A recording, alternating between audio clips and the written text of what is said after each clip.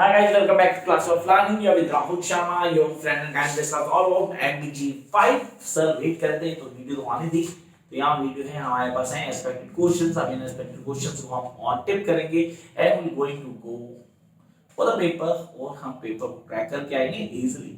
ये सोच आपकी हुई मेरी भी है, लेकिन कुछ चीजें दिमाग में लेनी. MBG 5 it's not as easy as you think, but it's not as tough as other thinking. क्या बहुत टफ है? नहीं, ये सीरियसली आपको कॉन्सेप्ट क्लैरिटी में जाना है and you going to crack this paper easily.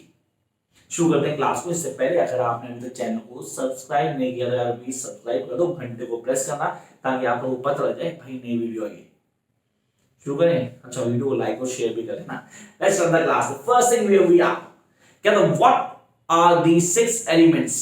सो इसे एक्सप्लेन कर सकते हैं. Explain the 6 elements of tragedy. मेरे अकॉर्डिंग एरिस्टोटल कह रहा है explain the 6 elements of tragedy according to Aristotle. So guys please लिखें, बोर्ड पे लिखें. मैं आपको अपना टाइम दोनों नहीं खराब करूंगा. आप लोग आराम से सुन रहे हैं तो वीडियो को लिखें. आई डोंट थिंक कि बहुत ज्यादा इको अगर है तो आई कांट हेल्प इट. मैंने कोशिश की है जितनी काम कर सकता हूं. इसके लिए बंदा आएगा 2-4 दिन में पूरा पैक करके जाएगा and then I will make a video कि आप लोग समझ पाए चले. तब तक थोड़ा एडजस्ट करो यार. कहता है explain the 6 elements of tragedy according to Aristotle. 6 elements tragedy जो हमें बताया किसने? एरिस्टोटल ने. ये वीडियो मैंने बना रखी है, आप उस वीडियो को आराम से देख सकते हैं, पूरा कॉन्सेप्ट क्लियर हो जाएगा. Next question number 2. What is the reason of Plato's hostility towards art. कह रहा what is the reason for the Plato's hostility towards art. Explain. अब उसका प्लेटो रीजन क्या है towards the art, how I use to hostile, वो पूरा पूरा clear करना है. I come to next question. Discuss tragic falling. I repeat, discuss tragic falling and explain how it leads to tragedy. Discuss tragic falling and explain how it leads to tragedy.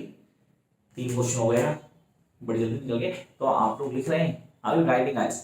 नहीं लिखे तो please video थोड़ा पीछे देख लें और मैं थोड़ी स्पीड को कम करता हूं.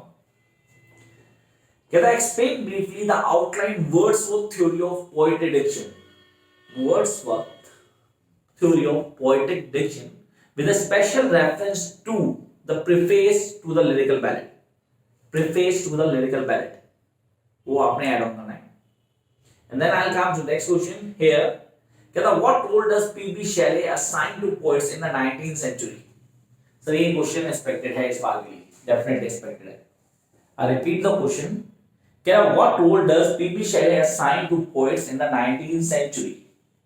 Now time to discuss the next question. It's what role do spontaneity, I repeat, what role do spontaneity, emotions and personality have in Wordsworth theory of poetry? Discuss. Now next one. Bring out the feature of new criticism. Features बताना है, new criticism क्या है, उसके क्या point है, उनको clear करना है. And then I'll come to question number 8. What does Eliot mean by disassociation of sensibility?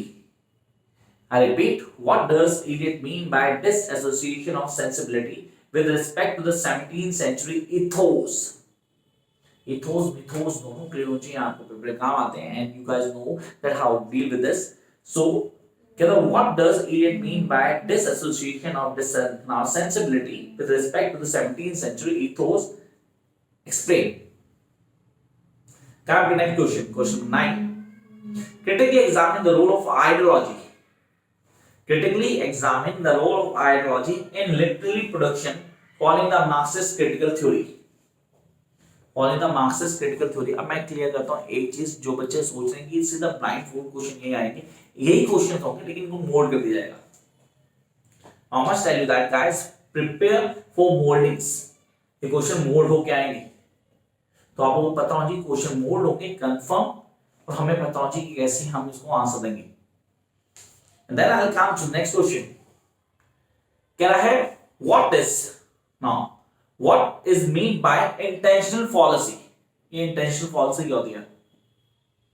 How would you respond to the concept of new critique? आप कैसे इस critique पे respond करेंगे? Critically examine the role of ideology. Critically examine the role of ideology in literary production following the Marxist critical theory. I come to next question sir, marks पे चौथा question है Marxism पे, 100% Marxism question होता है paper में। Examine in your own words the marks used on the base superstructure relationship. I repeat, base superstructure relationship. How does an artist become conscious to it or his creations? Next one, sir, ये question लिख लो, paper में होगा ही होगा। Evaluate Alan Showalter contribution to feminist criticism.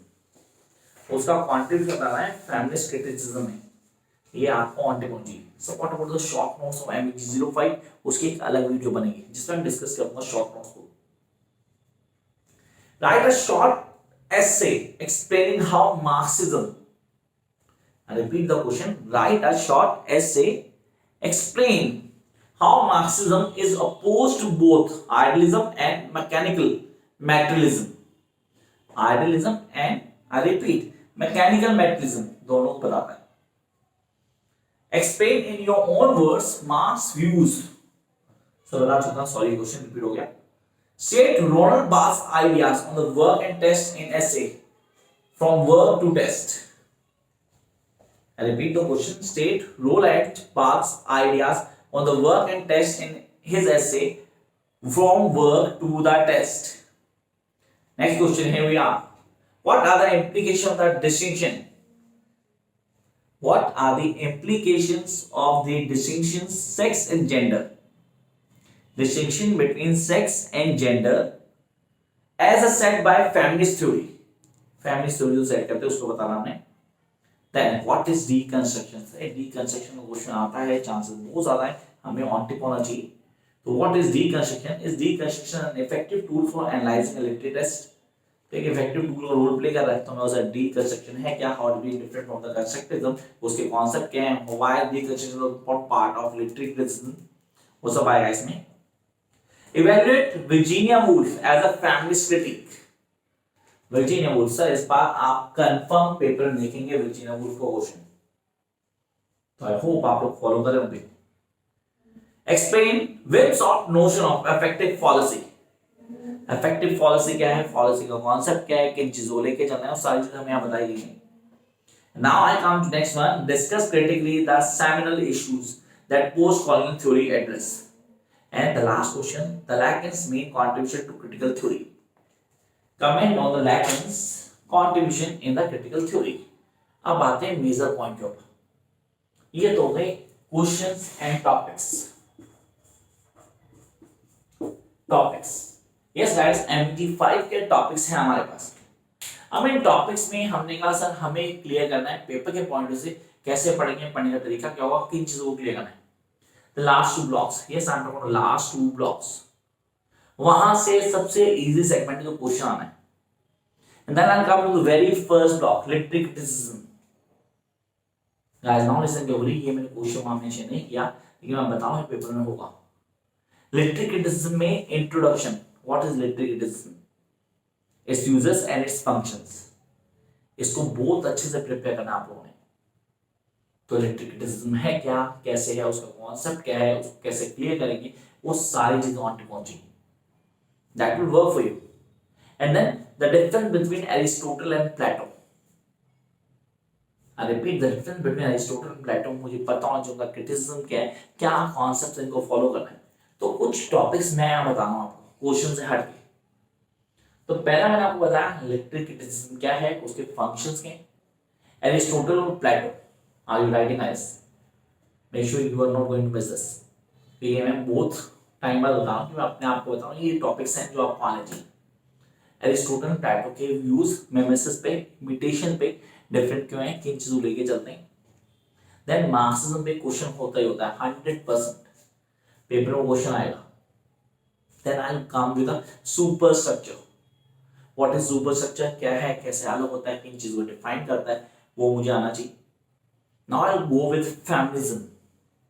Feminism का एक question बनता है sir, 5 question हो गए, आप चेक करो, मैंने कुछ ज्यादा नहीं किया, मैंने आपको टॉपिक बताया, टॉपिक को घूम फिर के क्वेश्चन आना ही आना है। तो फेमिनिज्म पे क्वेश्चन आता है, उसको क्लियर करना है, हमें कॉन्सेप्ट पता होना चाहिए कि फेमिनिज्म क्या है, कैसे काम करता है। सिर्फ 7 टॉपिक बताऊंगा, ये आप लोग खोल के भी जाएंगे, पेपर में आने आने। Now I come to new criticism. What is new criticism, उसके कॉन्सेप्ट क्या है, किन चीजों को फॉलो करते हो. And the last deconstruction. Deconstruction bicep with the contemporary criticism की बात कर रहा हूं मैं. कंटेम्परेरी लिटरेरी क्रिटिसिज्म में आपको आना चाहिए. तो अगर ये 7 टॉपिक आपने किए हुए ना, तो guys I am 100% sure that paper में क्वेश्चन नहीं से जाते, you be able to clear the paper with these 60 plus marks. Till then, keep watching, like, share, and subscribe. You think it's worth to watch. Bye, guys.